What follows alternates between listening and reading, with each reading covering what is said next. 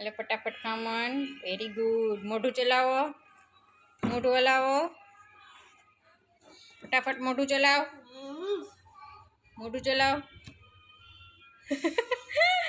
એમ નથી ચલાવવાનું, ચીવ કરો, ચાવવા માંડો. એટલે ચાલ. પછી ઓલા આંટીએ કેવું ચીં કરી દીધું તું તો ને. પછી માયરા કેમ રોતી હતી? મમ્મા બચાવ એમ કહેતી હતી. ડેડી બચાવ. ટીપા પીડાઈ દીધા હતા ને તને પોલિયોના.